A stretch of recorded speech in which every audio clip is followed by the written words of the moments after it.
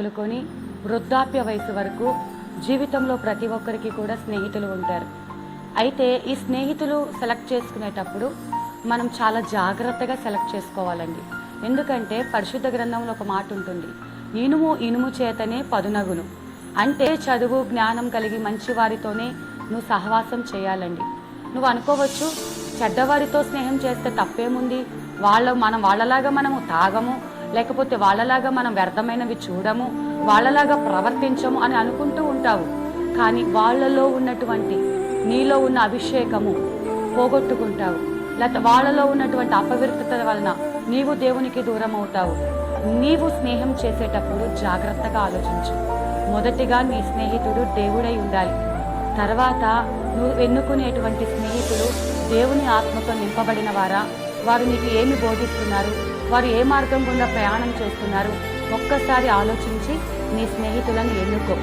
నీ తల్లిని తండ్రిని కూడా నువ్వు స్నేహితులుగా భావిస్తే అది నీ జీవితానికి ఆశీర్వాదకరంగా ఉంటుంది. వ్యర్థమైన వారితో స్నేహం చేయమాకండి. చాలామంది చూస్తే ఒక తప్పు ఒక వ్యక్తి చేస్తే ఆ వ్యక్తి స్నేహితులందరికీ కూడా ఆ శిక్ష మనం చూసినట్లయితే చాలా అత్యాచార కేసుల్లో కానీ మర్డర్ కేసుల్లో కానీ మనం చూస్తే చేసింది ప్రధాన నిందితుడు ఒకడు ఉంటే వాడితో పాటు ఉన్నటువంటి అనేకులు కూడా ఆ కేసులో ఇరికించబడతారు. దీన్ని బట్టి మనకు అర్థమయ్యేది ఏంటంటే దుష్టులతో సహవాసం చేయకూడదు. దుష్టుల ఆలోచన చొప్పున నడవక, పాపుల మార్గమున నిలవక, అపహాసకులు కూర్చుండే చోట కూర్చోక, దివారాత్రము ధర్మశాస్త్రము ధ్యానించే వారితో నీ స్నేహం ఉండాలి. దేవుని ఆత్మ కలిగిన వారితో నీ స్నేహం ఉండాలి. నీకు ఒకవేళ గద్దించినా కానీ నీకు మంచి చెప్పేవారితోనే నువ్వు స్నేహం చేయండి. వాడు ఎప్పుడు చదవమంటాడు, వాడు ఎప్పుడు మనకి ఎప్పుడు ఇలా చెప్తాడు అలా చెప్తాడని వారి మీద నువ్వు విసుక్కుకోవద్దు.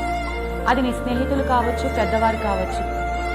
గద్దించేవారి నువ్వు ఎన్నుకో, వారి ద్వారానే నీకు మేలు కలుగుతుంది.